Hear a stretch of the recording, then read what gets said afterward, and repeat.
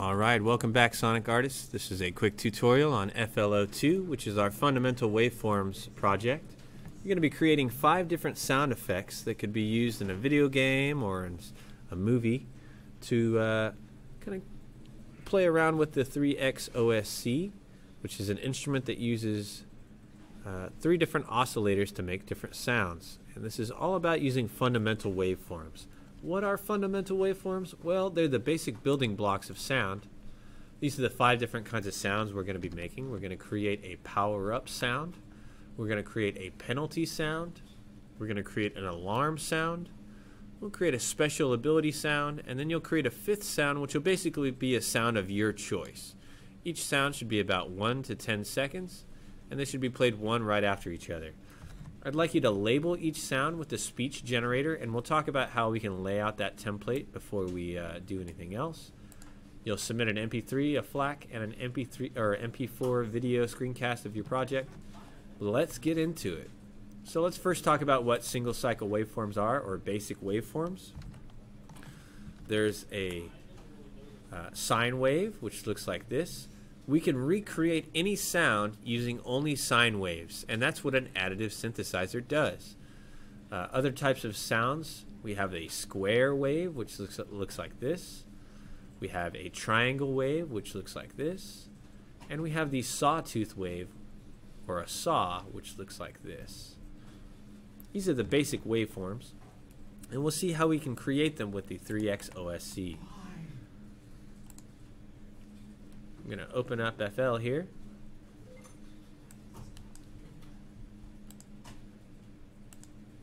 And to keep this simple, I'm going to just take this 3X OSC that we already have in our default template, and I'm going to clone it a few times.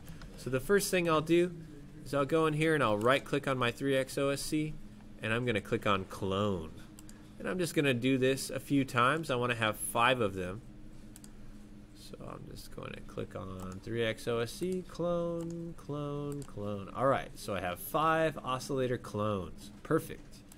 Right now they're all going to mixer channel 3, which is fine for right now. For this project, I don't mind if you have all of your oscillators all in one thing, because they're only going to play one at a time. So it won't really matter if they're on different channels or not. If we click on the 3X OSC, you're going to see this handy dandy setup here. This is what the 3X oscillator looks like. You'll notice that there are 1, 2, 3 different oscillators. An oscillator is a synthesizer that plays a simple fundamental waveform. And right here we have our different waveforms that we can choose. You'll notice that this top oscillator right here doesn't have a knob right here, where the other ones do have a knob right there. This is the volume knob for these oscillators. So we've got our basic oscillator right here, which you can't turn down or turn up. It is the base oscillator. But these other ones I can turn down. I'm going to turn them down right now and turn them down to 0, so we only have this top one playing. I'm going to play a note from this oscillator so we can see what a sine wave sounds like. And if we look at our spectral analysis display right here, we can see what it looks like. It looks like a single note that's being played right here. And it's just kind of in the middle section of my keyboard. I can play a higher note, and it's up here, or I can play a lower note, and it shows up down here. You'll notice that the sine wave is just basically one frequency that is being played. If I change to a triangle wave, you'll notice it looks like this. It's got all these harmony higher frequencies that come out. This is important to note, that a triangle just has a bunch of little harmony notes that are above it. And you'll notice that the one on the very bottom, or the root note, or the fundamental note, is the strongest, and these ones kind of fade away at a certain algorithmic level. If I change this to a sawtooth, it looks like this. You'll notice it's very similar to a triangle, except now these ones are very strong. You'll notice that even the higher frequencies are very high in level. Let's look at what a square wave sounds like. Alright, so it has a certain pattern to make its frequencies sound this way. This is all about mathematical patterns and logarithmic frequencies. The last thing that the oscillator can, or the 3x OSC can do as far as a fundamental waveform is this rounded square. So it looks like this and it sounds like this. So they all have their different kind of sound signatures. But an important thing to note is that they can all be made of sine waves. Sine wave is the simplest waveform, and strangely, a pure sine doesn't really occur in nature. It only happens really in a synthesized environment. The closest thing that we got is probably a whistle sound. A whistle sounds a lot like a sine as far as that it's very, very thin and it's only one specific frequency. We can tune our oscillator. So right here where you have your coarse knob, if I change this,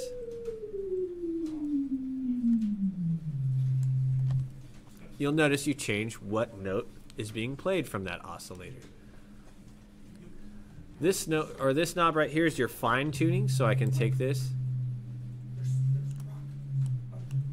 It's much less pronounced. I can do very slight changes to the tuning of my oscillator here.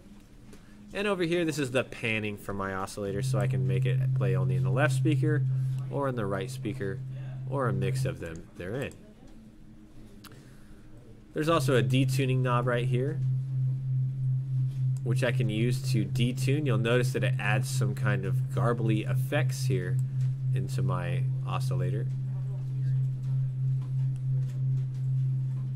This can be very useful if you want to create different kinds of atmospheres. Like if I wanted to make a spooky atmosphere, I could have this sound, but then add some detuning to it.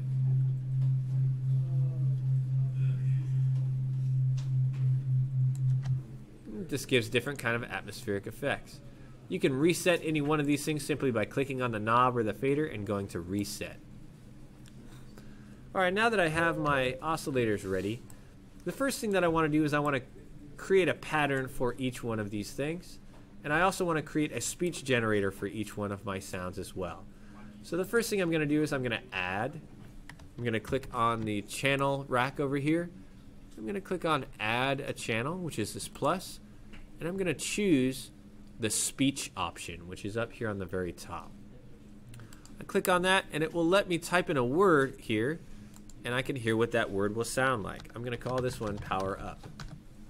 I can hear what it's going to sound like by pressing this little play button over here on the side. Alright, so that says power up. I can change what the personality is. I can make it sound like a male voice or a female voice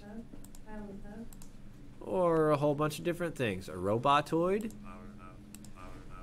There's a whole bunch of different things that you could pick that sound different. I'll leave you to kind of play around with this and know what a munchkin sounds like, or a nerd, or what milquetoast sounds like. I'll leave you to play around with that. The key is that you have something that says whatever each sound is supposed to be. You can make it say it faster or slower with this word rate right here. I will make it say it slower, or I can make it sound faster. There you go. That's pretty good. You can also change the style to where it sounds monotonous, or you can make it sing, or if you go down to the mode, you can make it sound breathy or whispered. Spooky.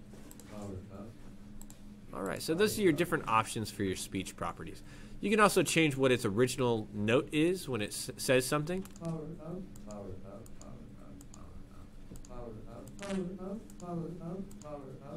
Okay, that works for me. After I've picked my sound and I have it the way I want, I can press accept right here. And it's going to want to save my sound as a speech file. So that's fine. I'm going to press save.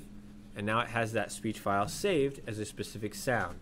And it's going to show up over here on the left-hand side of my channel rack right here. I can see my power up sound is right there. If I click on it, I get to see all the properties of that power up sound. If I wanted, I could normalize it to make it louder. I can make its pitch up or down, or change its speed, any stuff like that. All I really want to do is I want to make it play this sound and show up over here in my playlist.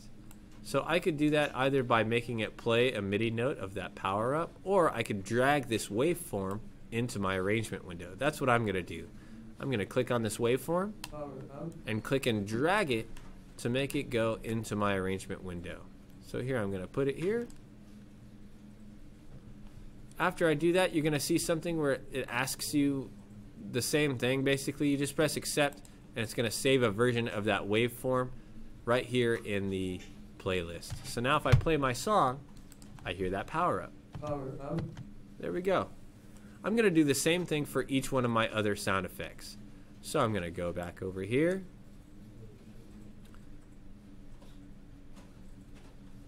You'll notice that your channel rack may be a little bit different. Where did all my instruments go? Well, your channel rack has different settings. There's an audio setting, and there's an all setting, and an unsorted setting. If I go to all, I can see all the instruments that I have. What I did when I dragged that waveform into my arrangement window was I created just a sound file of that one sound. So I want to do the same thing. I'm going to add a speech section here, and I'm going to make each one of my different sounds. So I need a penalty. I'm going to save it.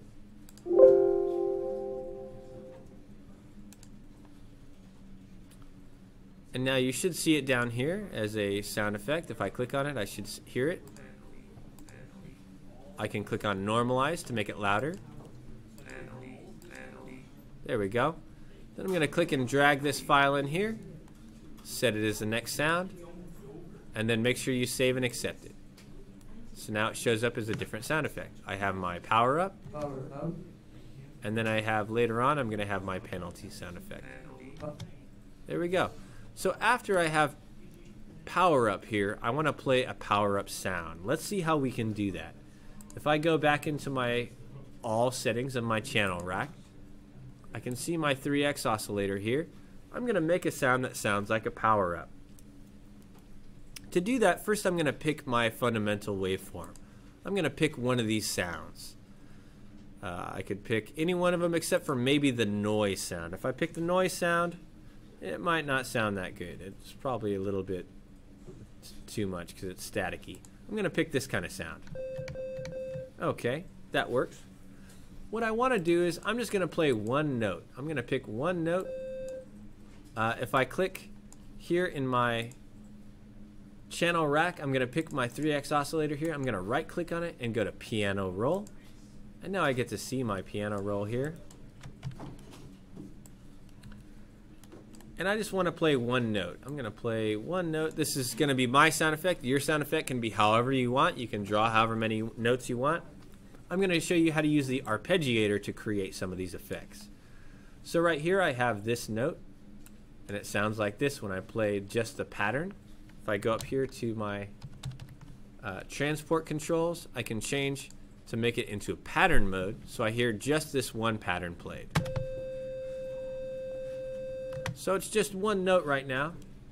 It doesn't really sound like a power up yet.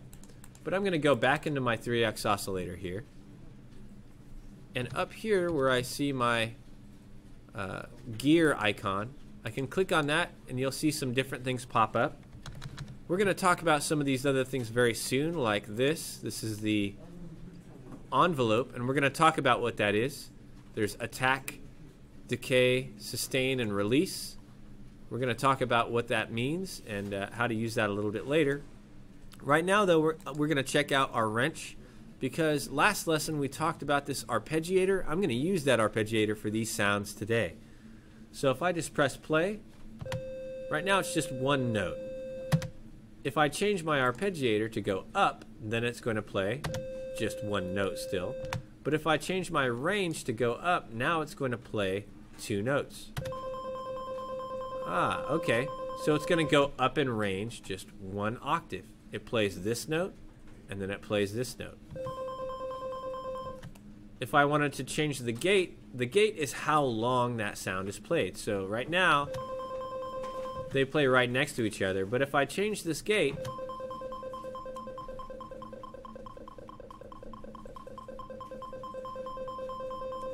I can change how long each note is played.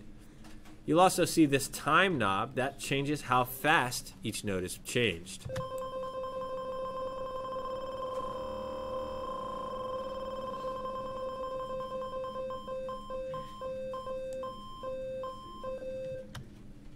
Alright, if you want to reset any one of these knobs, you can just right click on it and go to reset. You'll also notice that on the time knob at least, there's a set function where you can set it to a specific tempo that goes with your project. So where it says step here, this can alter based off of how fast your project is playing in the BPM meter up here. But enough about that, let's check out how we can use this with a chord setting. Right now I have just one note playing and I can choose how many octaves it plays that one note.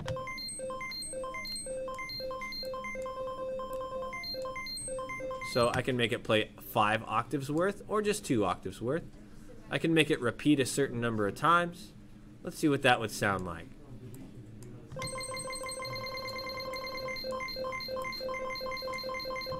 Alright, all kinds of weird stuff I can do. Up here on the top left, you can change if you want it to go up or down, or if I want it to go up and down.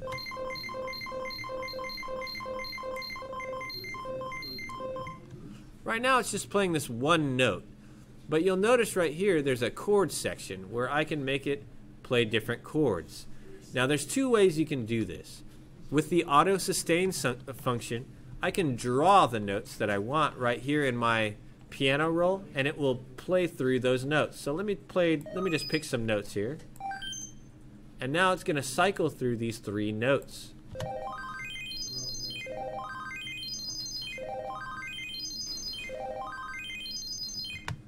I can change the range to make it only go 2 octaves instead of 4 like that. I can change the timing to make it play at different intervals.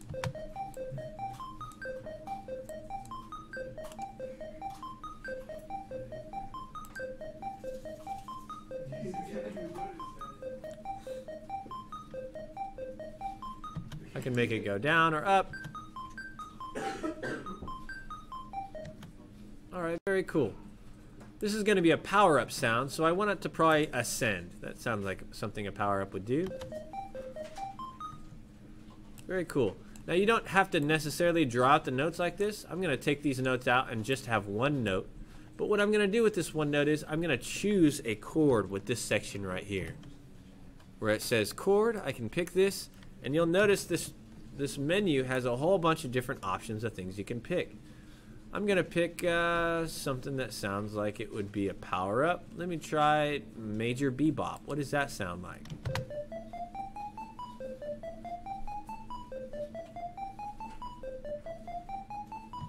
Yeah, alright, maybe a little bit faster.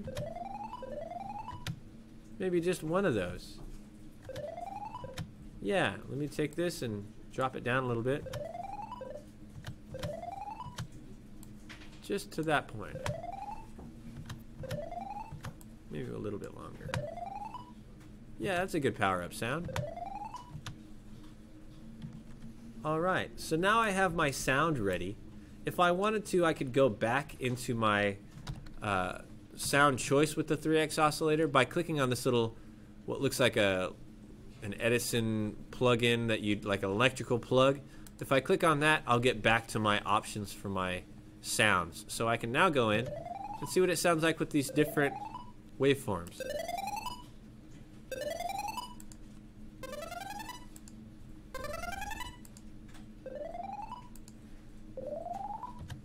I kind of like this one. If I wanted to, I could also add volume back to these other oscillators, so I have multiple oscillators playing. Let's see what that sounds like. I can change what those ones sound like.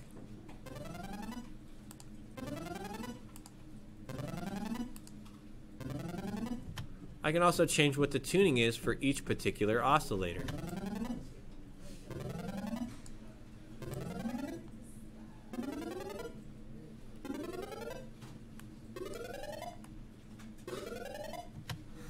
Alright, so I like the sound of this one. Maybe I'll change the tuning a little bit. Let's see.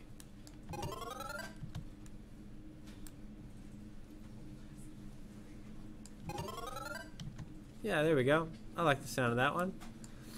So now I have this one pretty much ready. I can see how it looks over here. I can see each one of the fundamental notes and each one of the harmonics that are playing here. I'm going to take this pattern and I'm going to drop it into my arrangement window over here. You'll notice over here in your arrangement window, you have these three different buttons. Your patterns are in this little keyboard right here. Your individual sounds or your waveforms of sound effects are in here, and your automation clips are in here. We haven't really worked with those just yet, but we will soon. Right now, the voice files that I have are under the audio section here, and my pattern of what I'm playing is right here. I'm going to rename this pattern by right-clicking on it and going to rename and color, or you can press F2 after you've clicked on it, and I'm going to call it Power Up.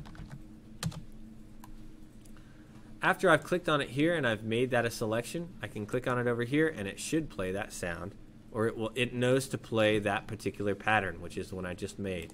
Let's hear what it sounds like when I play this as a song. All right.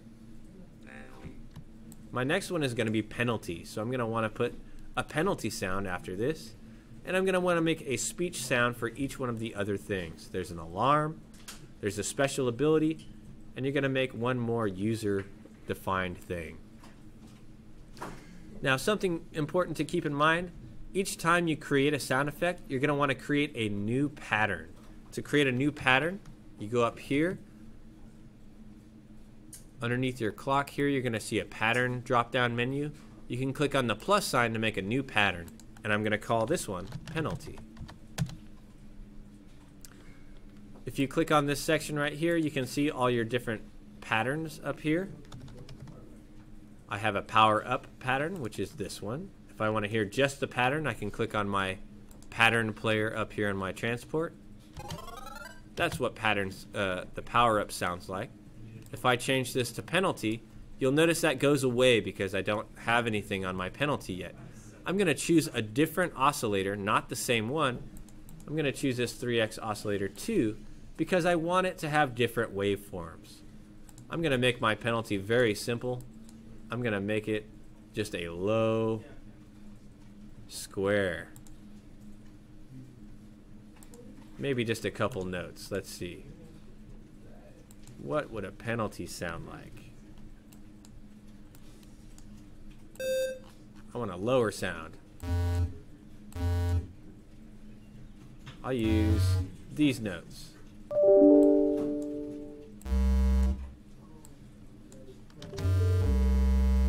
There we go. There's a good penalty sound. So I've got my penalty sound ready, and right over here in my arrangement window, I can go in and put my penalty in there. So now if I played my song, it would sound like this.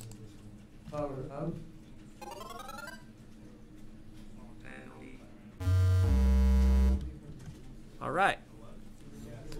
You can see your different sounds and what they look like here in your spectral analysis. So I see what speech looks like.